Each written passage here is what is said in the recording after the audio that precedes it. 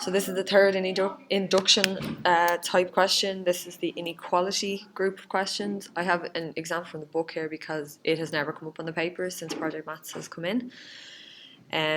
Okay, so steps are the same.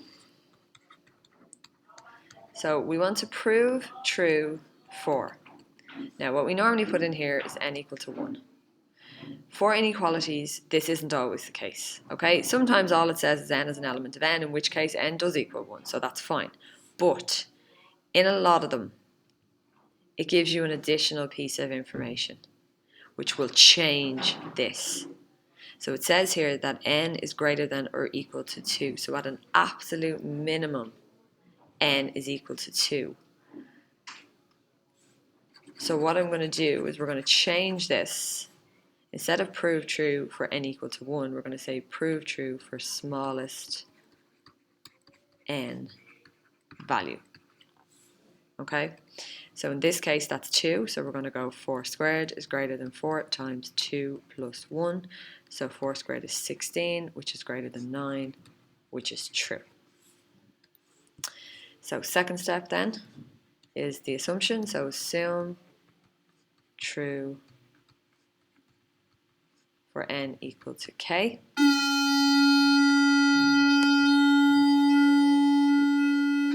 So that will give us 4 to the k is greater than 4k plus 1. And that's what we're assuming to be true. And then we need to prove that it's true for n equal to k plus 1 based on this assumption here. So we get 4 to the power of k plus 1, and then 4 times k plus 1 plus 1. So this addition here as an indice, we split up into a multiplication of 4 to the 1 by 4 to the k, and then we multiply this out, so it's 4k plus 4 plus 1. So we 4 times 4 to the k greater than 4k plus 5. So this is what we are trying to prove is true. So we're going to go back to the assumption. Okay, BTA, back to the assumption.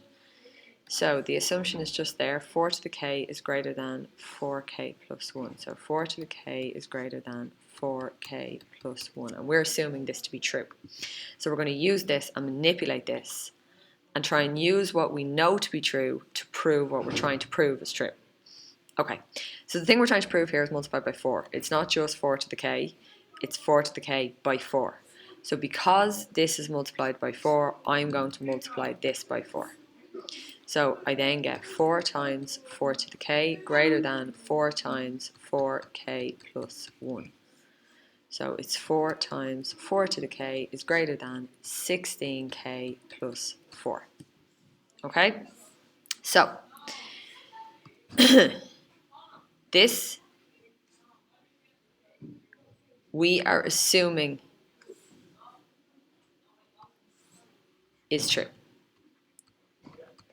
And we're going to try and use this statement to prove that this is true. Okay? So the statement is that 4 times 4 to the k is greater than 16k plus 4, and that's true. And we're trying to prove that 4 times 4 to the k is also greater than 4k plus 5. So at an absolute minimum, earlier on we said that n is equal to 2, and then we let n equal k, which means at a minimum k is equal to 2. So if k is equal to 2, we get 16 times 2 plus 4. At an absolute minimum, this is 36. Yeah, so we're saying that this thing, 4 times 4 to the k, is definitely greater than 36. And if we look back up on top, we have 4 times 2 plus 5. So this is, at a minimum, 13. So if 4 times 4 to the k is greater than 36, and we know that to be true, then it has to be greater than 13, which is what we were trying to prove. So we can say that 4 times 4 to the k is greater than 16k plus 4. Therefore, 4 times 4 to the k,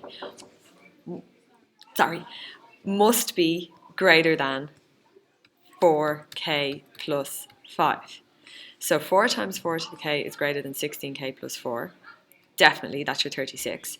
So if it's greater than 36, then it has to be greater than the 13 because 16k plus 4 is a bigger number than 4k plus 5.